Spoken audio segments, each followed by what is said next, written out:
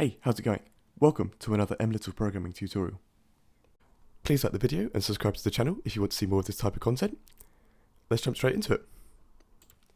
In today's video, we're going to be looking at what Django is, the reasons to learn Django, and the design pattern Django follows. Okay, so what is Django? Django is a free and open source web framework. So let's run through what that means. An open source application is where the source code to the project is available for anyone to inspect, modify, and enhance. Source code is part of the software that most computer users don't see. It's the code that programmers can change that impacts the way a program works. A web framework is a software framework that is designed to support the development of web applications, including web services, web resources, and web APIs, which essentially means that when we want to build a web application, there are certain parts of a web application that are very time-consuming to build. Frameworks help us avoid this by having these ready-made for us. So why learn Django? Well, it's actually quite a popular framework. It is used by a number of large companies. The first is Instagram. Instagram is actually a Python-based application. As you can imagine, it needs to process a huge amount of data and manage even greater number of interactions between users every single second. The Django frameworks helps Instagram deal with this in perfect accordance with its three core principles. Keep it simple, don't reinvent the wheel, and go with proven and solid technologies. Another company that uses Django is Spotify. The music streaming services bet on Python for both back-end services and machine learning. To make the most of the programming language, they combined it with the Django framework. Finally, YouTube. The video sharing platform that you're using right now uses Django. YouTube originally used PHP, but needed to improve its performance, so switched to Python and Django. Django is a big help to the YouTube developers, allowing them to act quickly to the demands for new features.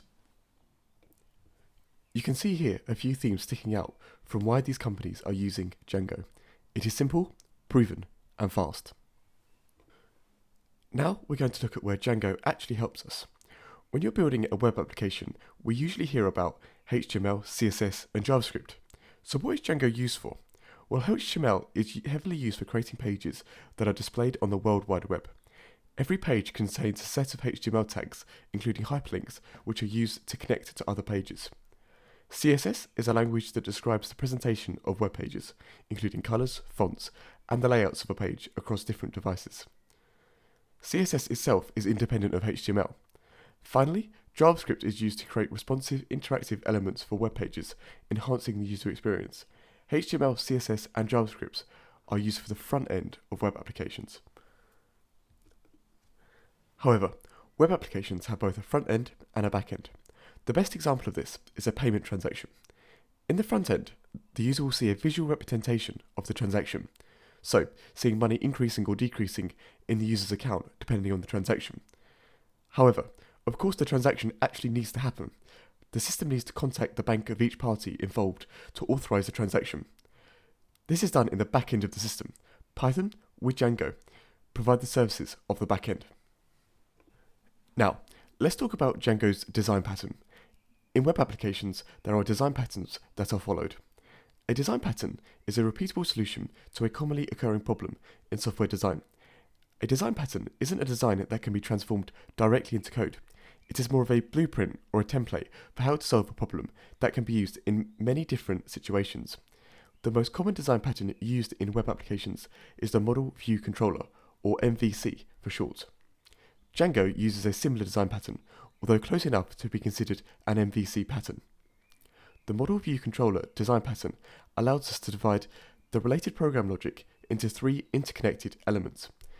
This is done to separate internal representations of information from ways information is presented to and accepted from the user.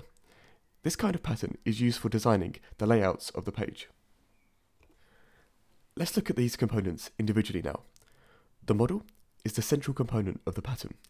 It is the application's dynamic data structure, independent of the user interface. It directly manages the data, logic, and rules of the application. The view is any representation of information, such as a chart, diagram, or table. Multiple views of the same information are possible, such as a table and a line graph representing the same data. Finally, the controller accepts input and converts it to commands for the view of model. In Django, we have a design model called Model View Template. This slightly differs from the Model View Controller pattern. In Django's interpretation of MVC, the MVT, the view describes the data that gets presented to the user. This is not necessarily just how the data looks, but which data is presented.